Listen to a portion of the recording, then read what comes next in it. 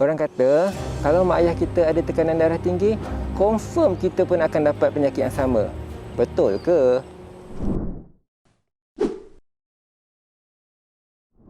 Assalamualaikum dan salam sejahtera.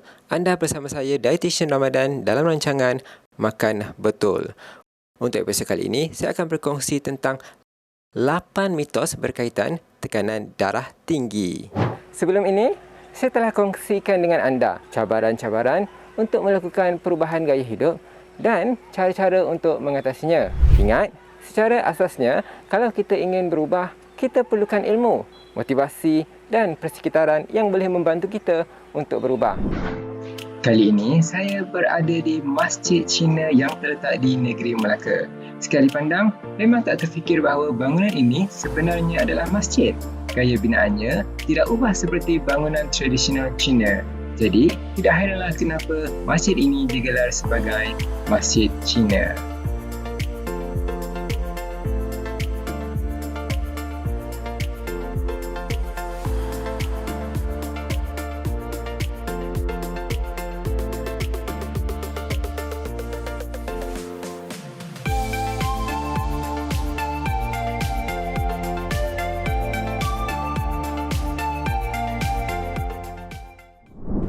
Mitos yang pertama, orang kata tekanan darah tinggi ini adalah disebabkan oleh faktor keturunan. Ya, sebenarnya tekanan darah tinggi ini boleh disebabkan oleh faktor keturunan. Tetapi, ianya bukanlah menjadi satu kemestian bahawa seseorang itu akan menghidapi penyakit darah tinggi sekiranya mempunyai keturunan yang mempunyai masalah yang sama.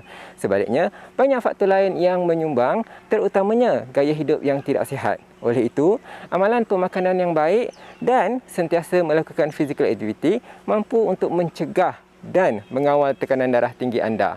Seterusnya, mitos yang kedua, saya tidak menggunakan garam dalam masakan saya. Jadi, saya telah berjaya untuk mengawal tekanan darah tinggi saya.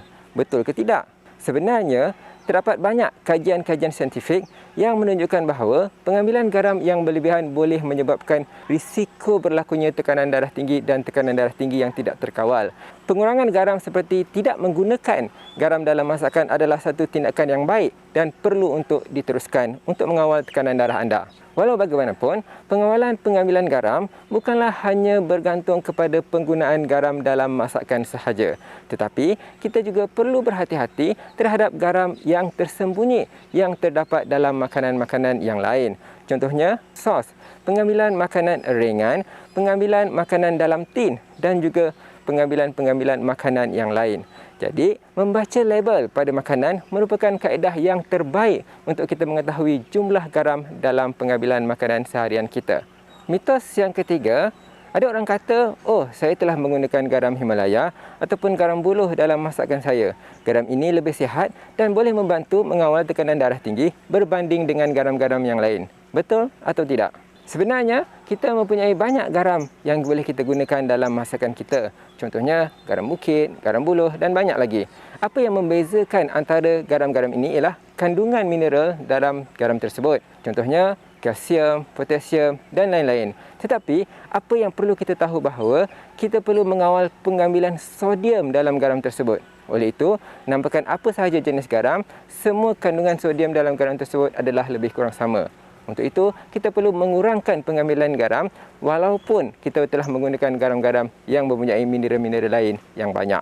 Seterusnya, ada yang mengatakan, oh, saya tidak merasa apa-apa. Jadi, saya tidak perlu risau tentang tekanan darah tinggi saya. Betul atau tidak?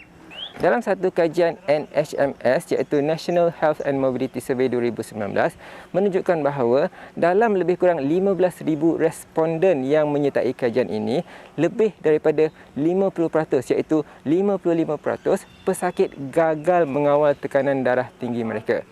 Hal ini kerana darah tinggi tidak mempunyai simptom yang jelas untuk menunjukkan seseorang itu tidak terkawal.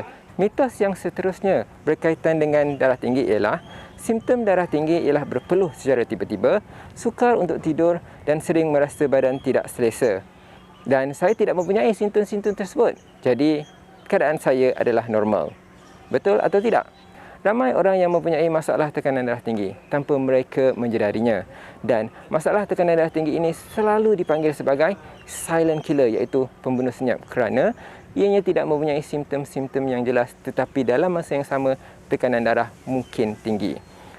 Anda mungkin tidak menyedari bahawa tekanan darah tinggi anda adalah tidak terkawal, dan dalam masa itu mungkin telah banyak berlaku kerosakan pada organ-organ anda akibat tekanan darah tinggi yang tidak terkawal ini. Oleh itu, anda sentiasa perlu untuk mengukur tekanan darah tinggi anda untuk memastikan bahawa ianya dalam keadaan yang terkawal. Mitos seterusnya iaitu mitos yang keenam. Terdapat yang menyatakan bahawa minuman yang beralkohol itu baik untuk mengawal tekanan darah tinggi. Jadi, saya boleh minum seberapa banyak yang saya mahu. Betul atau tidak? Sebenarnya, pengambilan alkohol boleh menyebabkan kegagalan organ. Contohnya, jantung, menyebabkan strok dan banyak lagi masalah kesihatan yang lain. Jika anda ingin masih teruskan minuman yang beralkohol, anda disarankan untuk mengehadkan pengambilan alkohol kepada 2 unit untuk lelaki dan 1 unit untuk perempuan. Bagi orang Islam pula, adalah dilarang untuk kita mengambil minuman yang beralkohol. Mitos seterusnya, saya sering mendapatkan rawatan di klinik dan di hospital. Dan sepanjang rawatan tersebut, doktor sentiasa memeriksa tekanan darah dan mendapati tekanan darah saya normal.